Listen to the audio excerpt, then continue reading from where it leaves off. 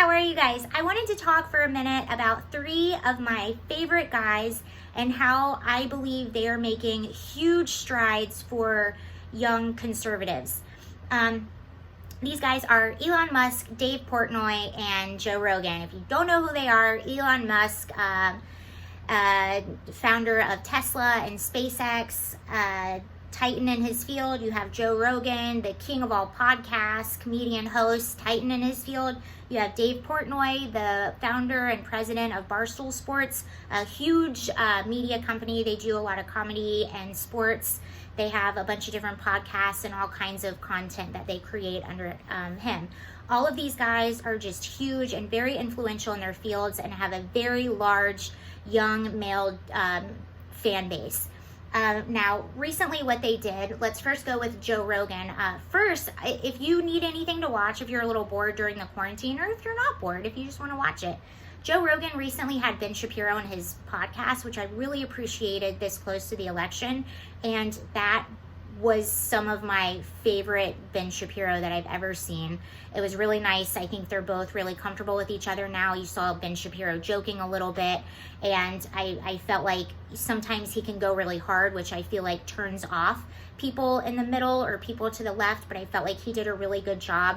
He was a little bit softer, which I think was really good for that situation. So I could see a lot of people that are maybe sort of in the middle or maybe sort of leaning to the left listen to a lot of his points that he made, and I could see them saying, which I think is really positive.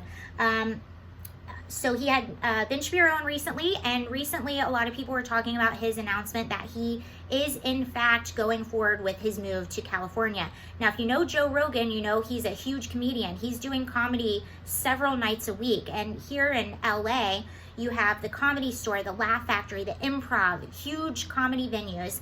All his friends live here, and even still, he wants to get the heck out of the city or out of the state. And his reasoning was, for years just seeing the homeless situation in the city get worse. I've said it on this channel before.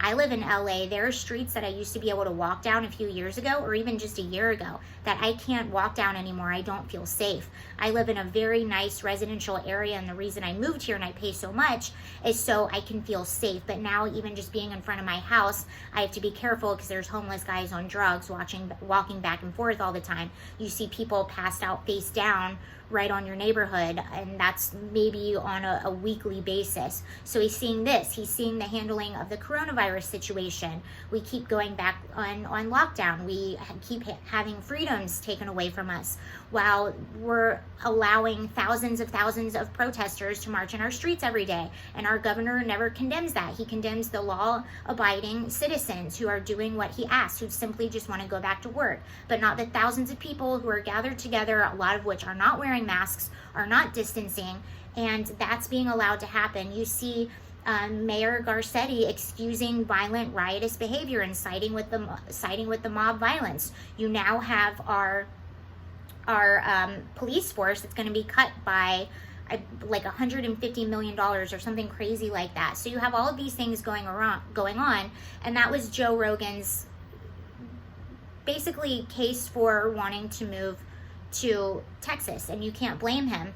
Recently, you had Dave Portnoy speaking out against the lockdown situation. He was frustrated with things not being allowed to be open, frustrated at seeing the violence and the riots, and he recently did an interview with President Trump. So if you want something else to watch, there's a really cool, really endearing, kind of cute interview that Dave Portnoy did with President Trump. He went to the White House, got to interview him. It's on Dave Portnoy's Instagram. It's on his YouTube. So I highly encourage you watching that. Now, to see someone like Dave Portnoy, who is self-admitted to being pretty atypical. He doesn't really delve into politics that much at all and tries to stay away from it, but he has grown so frustrated with the handling of the coronavirus, the quarantines and the shutdowns, and not being able to open things back up, that it sort of forced him to speak out, and he agrees with the president on a lot of things, and recently did this interview, which I thought was amazing. And Dave Portnoy has a huge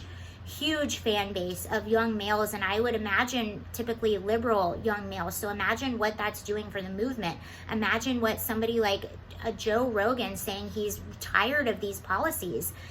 Imagine what that does for the movement. Imagine seeing someone like Elon Musk say, take the red pill, the left is losing the middle, and calling it out. And for me, I would see someone like Elon Musk being pretty apolitical as well. And it's just gotten so bad that it's forcing him to speak out against things. And this is what's happening with normal law-abiding citizens.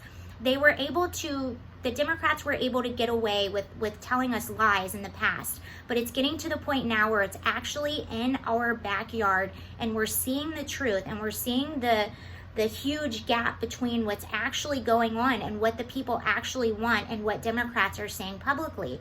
And you have a president that's for law and order, that is for regular tax-paying citizens, and that is for jobs, that is for reopening. Who are you going to go with? It's basically, you have the option now. You go with the mob, or you go with law and order. Those are your two options.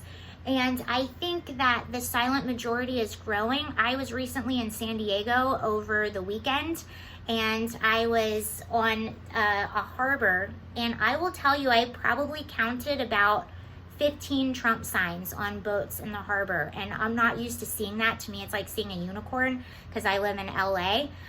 But I think the silent majority is there. I think they're real, and I think that these guys, without even realizing it or wanting that duty or title, I think they are helping the conservative movement and helping to flip a lot of areas that are typically blue, red. What are your thoughts on Dave Portnoy, Elon Musk, and Joe Rogan sort of being outspoken about their frustrations with some of these Democratic policies? Do you think it's doing anything to help sort of push young people to the conservative side? Do you think it doesn't matter? And did you see the interview with Ben Shapiro? What do you think about that? All right. Thank you guys for watching. Bye.